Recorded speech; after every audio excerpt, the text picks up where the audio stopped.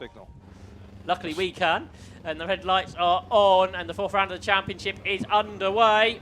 And who's going to make the best start this time? Can Collingwood get ahead of Hiley? I think he might have done as they come down towards Abbey. He absolutely had. And second for Hiley as the flag drops on the second group. So this is the Ma7da getting underway. And it's Cherrington versus Lissetter. Lissetter on the inside line with the second place on the grid. He's actually already ahead of Cherrington, with David Winter there in third, Matt Grow in fourth as they turn their way through Abbey. But here are the overall leaders. Hiley's got to try and find a way past Paul Collingwood this time. Yeah, I think he'd probably be quite content just to sit in there at the moment. There's a lock break there for the white and orange 7, which has run very wide, but hasn't lost a place as a result. But Collingwood leads from Hiley, and then it's Much in the car that won here last year in torrential rain. Had the right choice. Doesn't Hiley touches the dust on the outside, the gravel on the outside of the approach to Stowe. That was a bit risky, but he's having a go down the inside at the end of the Vale. Tramps on the brakes, goes underneath Collingwood, turns in, and is safely through. So Andy Hiley took 7/8 of a lap to get through, and now I sense he's just going to power away. You would think so. Battle for third looks close though. That's Stuart Much ahead of Chris Pike and of Anton Landon. So third, fourth and fifth is a good battle. Here are the Ma7s. It's Matt Cherrington who's now back ahead of Jonathan Lissetter, and the two of them going away from the rest. It looks like David Winter was third in that category, and they are nearly at the back of the Sports Specials grid already. In the tow is Lissetter to try and bring him back towards Cherrington. And in the mix of the Sports Specials here, some of the Class B cars, the front engine cars, including the Caterham there, 29. That's Justin Cox. There's 169, that's John Curry in his 310R. Stuart Thompson here, you saw him lock up on the previous lap. That's the ex-championship winning car when Matthew Booth drove that. That's been sold for this season. There's 13. That's Colin Childs in the Rob Johnston run Siana. Here's Anton Landon trying to come around the outside of Chris Pike. On the brakes, side by side for fourth. And can Pike in the Pro Comp hang on? Possibly not, because Landon on the inside line there in the Siana has made it work. So Anton Landon up into fourth place. Another driver, Marcus, that's been racing here for a long time with the 750 Motor Club. Yep, there he is, and the car named after an African moth. He got out-braked into the club complex, but managed to place his car well, had the torque to get back past his rival. Here are the Ma7s now. Absolutely one long line of them, as they now get mixed up with the back of the Sports Specials field. So let's try and pick them out. There they are, Cherrington and Lissetter, quite a bit ahead of the rest, with David Winter in third. Then in fourth position was David Jones, going well ahead of David Mason and Danny Andrew, the former low-cost champion. Oh, one car's going off here. That's David Mason in the Ma7, just avoided the barriers, which was pretty lucky. And David Mason will rejoin. They go Simon Walker-Hansel up the inside in the Sellers car, 39. Ben Powney not going so well. He's just behind James Millman, the ex-jockey. Now a horse racing trainer. And the top two are well out in front in the Ma7 category. Here are the overall front runners. Hiley and Collingwood already through. And you see all the gravel that's been built over the circuit. Liberally sprinkled, isn't it?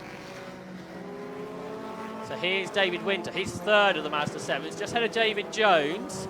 Jones, I don't think he's ever had a podium in car racing. And then you've got Danny Andrew behind in fifth place. Danny Andrew, let's say 2015 low-cost champion. Finished third in the Sports 1000 Championship last year. So very experienced. There are the overall leaders. And as we suspected, Marcus, Andy Hiley has the better of Paul Yes, Collingwood. he does. And there's the third, fourth and fifth cars all together at the other end of the hangar straight, coming under the Silverstone Bridge. There is Collingwood turning through Stowe Corner, but I'm afraid the horse has bolted, and the Chronos looks like it's long gone. Yes, it's up at the sort of farm, isn't it, where there's gravel everywhere. Could well have been what caught out Mason a couple of laps ago. So there's Cherrington just ahead of the Porsche replica now, leading the Mazda 7 class. He's pulled out 3 or 4 seconds to Jonathan Lisseter already. Cherrington, the 2009 front runner in low cost, finished 5th in the championship that year. Landon's got ahead of Much, so Anton Landon with 3rd, but Stuart Much looks up the inside into Abbey, can't quite make it. So that's a pretty good battle, but good to see Anton Landon going so well this season. He had a couple of podiums at Snetterton, had a spin in the earlier race, but he's looking for another podium here at Silverstone in race 2 of the weekend. There's Stuart Much in the Class C car, sideways. Has he lost it? No, he saved it, but he might lose a place to Chris Pike there. Yeah, he does. Could have been a big old spin though. Yeah, look very impressive. He's back on it though, isn't he? He doesn't waste any time getting back into the throttle. The Mazda's 3 wide into Abbey just in front of us, and I think Danny Andrews just got into 3rd there within that class. So they'll be heading down towards the village hairpin.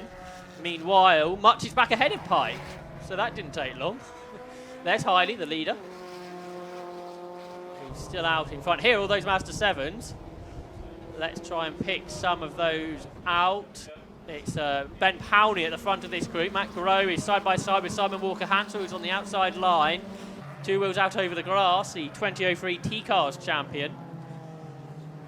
And just ahead, there's Danny Andrew, now in front of David Winter, but Winter pops out the toe and is trying to come back down the inside of him. This is, I think, for 3rd in class, yes, because look, David Jones has fallen much further back. He's involved in a 3-wide battle with Matt Garreau and James Millman. So it's just like low-cost racing, but just a bit quicker, Marcus. Looks like it, doesn't it? Absolutely brilliant. Well, this is a huge bunch of cars. The Porsche Spider's headed for the pits, unfortunately, Rob Lindsay. Just wondering if he's just getting out of this, doesn't want to get involved. Didn't want to scratch it, so there we go. They're all through. Yeah, I think these cars do about 5 seconds a lap quicker than low costs. That's 7 cars in that train by the looks of things. Still Cherrington that leads that category, 5 seconds ahead of Lisseter, then David Winter 3rd, 4th Danny Andrew, 5th Ben Powney. There they are, through Abbey. Winter then in 3rd place. Here comes Powney down the inside of Andrew to grab 4th. So Ben Powney fighting back. He dropped down early on. Through the kink they go, down through the link. The right-hander that takes them onto the hanger straight. Walker-Hansel over the curbs on the inside. Halfway through this race. Those 2 in front though, Cherrington, Lisseter, a long way clear of this battle for 3rd. Powney on the inside of Winter, and he slots past. Can Danny Andrew follow him? He's trying, and he makes it. Yes, he does. So David Winter loses 2 places just thanks to the toe markers. Yeah, the cars, I mean, have the aerodynamics of a brick, don't they? So, I mean, if you're trying to cut your way through the air, you're making just a huge gap for your pursuers to go through, and they just sail past you as if you're standing still. But then you can do it to them next time round. It's the built-in DRS effect. The real one. Through club they come next. So Powney's 3rd, he's starting to get away. Walker-Hansel has got past Winter and he's trying to also pass Andrew on the outside line into Abbey. That doesn't work. And at the back of that group, and that's David Jones going side by side on the inside line. More battles. That's Oliver Sy on the inside of another. Andy Hiley's coming amongst them. But really promising stuff this on the Mazda 7 series as it looks for championship status. There's Anton Landon in 3rd. 3rd overall, that is, in the Sports Specials category. Then Stuart Much and Chris Pike behind.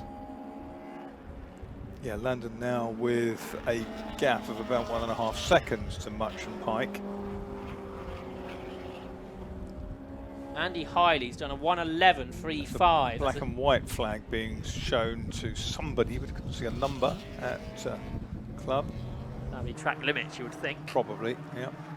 There's Collingwood coming through the traffic too now. We have a new fastest lap from Hiley, 1:11.35. That's over a second underneath the lap record. Here is Danny Andrew and Simon Walker-Hansel side by side behind. James Millman coming through now ahead of David Winter. Walker-Hansel trying to get back in underneath Andrew, couldn't quite manage it. This is for 4th in the Mazda 7s behind Cherrington, Lisseter and Powney. There's Powney at the front of the group, just a bit clear of Danny Andrew. Then Walker-Hansel, then Millman. And Through farm curve they come. Danny Andrew, low-cost champ. Simon Walker Hansel, T-Cars champion. They're experienced guys in this group, Marcus. Yeah, Walker Hansel did some Formula BMW as well, Yes, didn't he, at one point? Race winner in that as well, 2005. He's been doing quite a bit of racing with 750 Motor Yellow Club. flags here. And it's the car, it's a spinner, one of the Master low cost spun in the middle of Abbey, but it's gone away and it's back on its on track. Here comes Walker Hansel down the inside of Danny Andrew. Getting the toe off both of them is James Millman. Meanwhile, Much and Pike battle for 4th and 5th overall. See if we go back to the battle for the Mazda 7s down at Stowe Corner, because that looked pretty tasty. And there they are then, going down to the Vale. There's Walker Hansel. So we got ahead of Andrew. As they turn their way then through Club. He'll be looking to go after Ben Powney now in 3rd. There's Matt Groh, he's in 34. And they're all about to be lapped by Andy Hiley, who's only 5 seconds ahead of Paul Collingwood. Which may actually alter the complexion of the battle between the Mazda low cost, because Hiley can't get past them all in one hit. No, there's too many of them, isn't there? So here they come down into the village. Now they're still having their own race, which of course doesn't help Hiley. Not obliged to get out of the way. We haven't mentioned Class B in Sports Special, should do that really. Colin Benham leads by 3 seconds over Marcus Roskill, with Martin Hayward in 3rd. They're running 8th, 10th and 11th respectively. Down on, caught in the grass there was the Kronos, the blue and white Kronos of Andy Hiley. There's the leader. Of course, did incredibly well to bounce back from a horrible cycling accident years ago, which put him out for quite some time. He raced in the Kit Car Championship, which this emerged from, didn't he? Yeah. Car based on the Tay-Deck that he had before, but kind of stretched and widened and this and added to it. So yeah, he's certainly a good driver, and it turns out a great car. He tried to put a bike engine in it and did Sports 1000, but that didn't go quite. That was not kind of, expected. no, didn't really work. There's David Mason recovering from that spin earlier. He's battling with 38. 38 is Colin Marshall, who gets back through on the inside line there at Club. So it seems to be wherever you are in the Mazda 7 pack. Oh, that's Stuart Thompson taken an unusual line there into the Vale, launched a car up over the Scottish curves. Slammed back down again. Wonder if he was trying to get past Colin Childs. They were pretty close. Anton Landon now is amongst the Mazda 7s. There's Mason. Behind him is Oliver Sy, who's moved over from MX-5s for this season. There's Paul Collingwood, 2nd. They're going through some of the Class B cars within Sports Specials. Benham and Roskill, and only 1.5 seconds apart, with Hayward not far back, and Warren Vessey's in that battle. And does that all change as they cross the line? Benham leads Roskill now by less than a second, with Hayward 3rd, Curry 4th and Vesey 5th. They're all pretty close. 4 seconds between the top 5 there?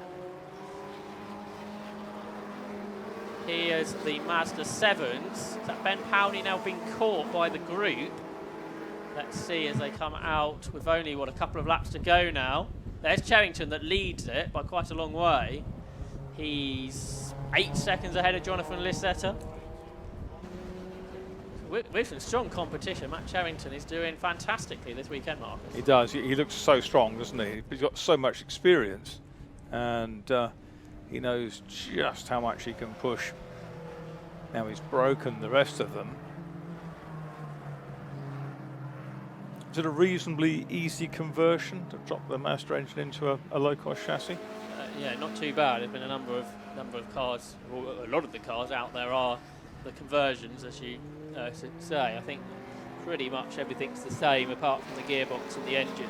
I think there was a bit of a problem with the sumps to start with. You've got to modify the tunnel, I think, to get the gearbox in, etc. I think there's now that a few guys have done it, they've worked out how to do it. Yeah. And are able to advise, unlike more, let's say, professional motorsport. Everybody happy to help in this paddock to make sure their mates get out on track so they can have a battle with them. Bring it down to me, we'll modify the bits for you, kind of thing. Exactly. So here's Powney. He's been caught by Walker Hansel. Then you've got Winter and Andrew behind. Ben Powney's the main person who's been pushing this series. Former low-cost winner. Was a championship contender a few seasons there as well. 12 laps in, 4.5 seconds between the leaders. This is the last lap for them too. Here are the Class B leaders, by the way. 18 Colin Benham and 62 Marcus Roskill within Sport Specials. Benham was a winner at Snetterton, leads here. That Class B battle within Sport Specials looks really good this season. It's really competitive. They're trying to battle with Nigel Brown, another long-time racer. He's a Class A car, though. Cars are always in that livery, aren't they? Nigel Brown's, white with the blue and red flashes at the back. Not far behind these should be the overall leader, Andy Hiley, who's about to win the race because he's on the last lap. There's going to be 3 wins out of 4 this season in the Protech Shocks Sport Specials Championship. The Ma7da 7's a 3 wide, coming down to Vale. Powney up the inside, trying to hold them back. There's Hiley, he wins. Collingwood second, not far back at the end, 1.2 seconds, so that looks pretty good on paper, even if they weren't that close throughout the race. The Ma7da 7 category, Cherrington and Lissetter are going to get... Oh no, they're behind. So Cherrington's took the flag then, he was just behind Hiley, so Matt Cherrington wins the Ma7da 7. Second, Jonathan Lissetter. Third, Simon Walker-Hansel. He just beat Ben Powney by 2 tenths. Then David Winter 5th and Matt Groves 6th. So behind the top 2 in the Ma7da 7s, sponsored by Yokohama, there was some really good racing, which is great to see. Groh had a better run, having broken on the first corner in the early race, didn't he? So that's good for him. Yes, absolutely. Getting there in 6th position, I think, just behind David Winter, just ahead of James Millman. Colin Childs has broken on the slowing down lap by the looks of it. Don't know if he's got to the flag. He was 7th, but I don't think he quite made it. Here's one of the Class B cars. That's Warren Vesey. Class B was being led by Colin Benham, and he took the flag ahead of Marcus Roskill by 1/3 of a second. So that was a close finish in Class B. Martin Hayward took 3rd, 4th Warren Vesey, and 5th John Curry. And those 5 separated by about 5 seconds. They bumped Colin Childs, who stopped on the end of the hangar straight, down into 13th place. Yes, and if he doesn't make it home, we a non-finisher. Won't be classified because he didn't take the checkered flag. But different groups of cars, kit cars mainly in that group, Marcus, and great to see so many different sizes and shapes of car there. Very much so. I think it's always super to see a mixed grid of cars. You can easily pick out your favourites. There's some you like, some you don't like quite so much, and it gives a good choice for the competitor. That's the important thing at a great price point. Yeah, where pretty much all the rest do look like kit cars, the Kronos and the Eclipse, particularly the Kronos, does look like a sports prototype car, doesn't it? Precisely, yeah. Well, yeah, it's not a bad way to go. That's where all the success of modern design goes, so why not copy it? So great stuff then from the Sports Specials and the Ma7da 7s. Sports Specials no longer going to Anglesey, of course. That will be replaced by Snetterton. So they'll be back at Snetterton, but on the 300 circuit. Then Alton Park to conclude their season. So they've got 4 more races. Ma7da 7s also switching Anglesey for Snetterton next month. Then Alton Park in October. And Silverstone on the national circuit in November. That's going to be quite a slipstreaming battle, isn't it, on the other side of the track? I think that's planned to be a stand-alone race. So we look forward to seeing both of those categories out again later this year. There's one further race to go today. It's looking at the comments. One says here, Matt Cherrington is a machine. The double Ma7da 7 winner. Marshall's hard at work to get those cars removed, and it sounds like that we ready down in the pit lane with Matt Suckling. So we're down here with our race winner from the sports special part of the race, and that of course is Andy Hiley. Andy, second win of the day, 3rd of the year so far. It's not going too bad there. That's looking better, isn't it, eh? Yeah, I'm a lot happier with that. Car ran okay again, so yep, we managed to turn it into another win. And it wasn't probably the best start there because you had Paul for company for the first few laps. Paul got a rocket of a start. I couldn't live with him off the grid. And yeah, we had a close couple of laps, didn't we? And then just managed to eke a little bit out. And I was plain sailing from then on. You were on the grass a couple of times there, trying to get your way through the traffic. Quite a bit of out there, weren't there? Yeah, they don't see you coming, and if they're in a gaggle, they're too busy fighting. And I'm ready for them moving across on me. As long as I can keep one pair of wheels on the tarmac to keep it in a straight line, I'm happy. Had a good day's racing all in all? Yes, very good day's racing. Good stuff. Well done, Andy. Congratulations. We'll let you get on there. We'll have a quick chat with Paul Collingwood. Paul, come over and join us here for a quick word. Elbows at the ready for congratulations. Come and stand here with us if you wouldn't mind. Paul, congratulations on second place. You gave it a good go at the start there. Yeah, I had a really good start. Couldn't live with Andy again at the rest of the time, but closed up on him when he got in back markers, so it wasn't a bad race. I was in sight of him this time. So that was the thing that kind of helped you out, wasn't it? The traffic kind of lot of it. Made a big difference.